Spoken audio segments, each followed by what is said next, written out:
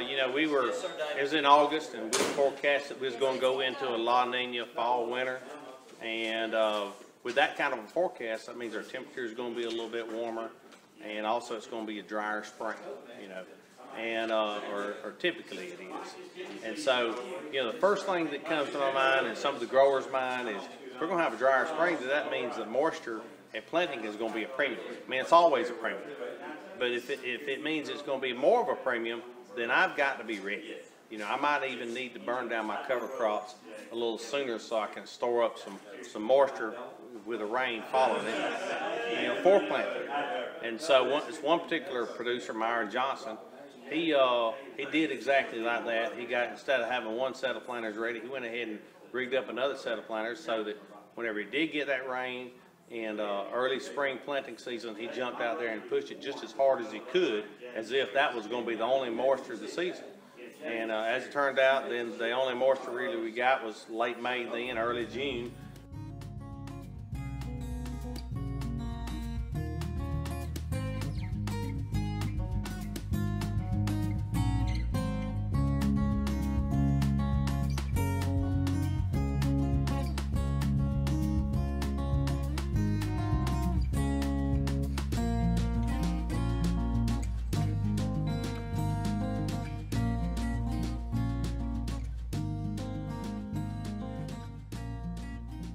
The way the weather patterns hit that year and such, the earlier cotton that got started and established, and which could stand the drier conditions in May and maybe even early June, as long as we had germinated and had a plant.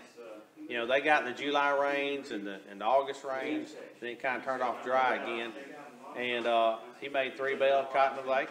You know, whereas other people had skippy stands, later planted, and it turned off dry in the fall, and they needed that later moisture to mature the crop up. So, you know, they did not make near as good, maybe not even quite half as good. So, you know, that forecast certainly came into play.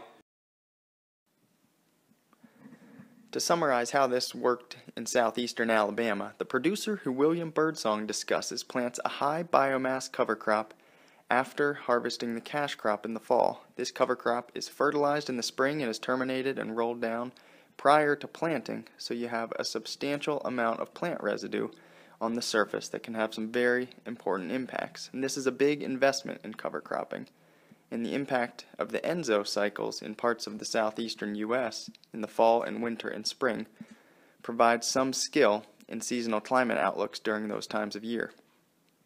This can sometimes be an opportunity for producers to fine-tune the timing of cover crop establishment and termination. The example here describes how during La Niña years, when there was the expectation of a dry winter and spring, this producer has sometimes hurried his cover crop planting in the fall so that it would be bigger earlier in the spring and could be terminated sooner, so it's not drying out the soil when you want to plant early. Instead, that rolled down cover can catch any scarce rainfall, increasing infiltration and keeping more of that water in the fields. In some seasons, catching a little more rainfall than you would without that residue cover can make big production differences. It's information that we kind of take to use to hedge on what we do. We may not be able to put the majority of our plan into action for that, but you need to have a plan.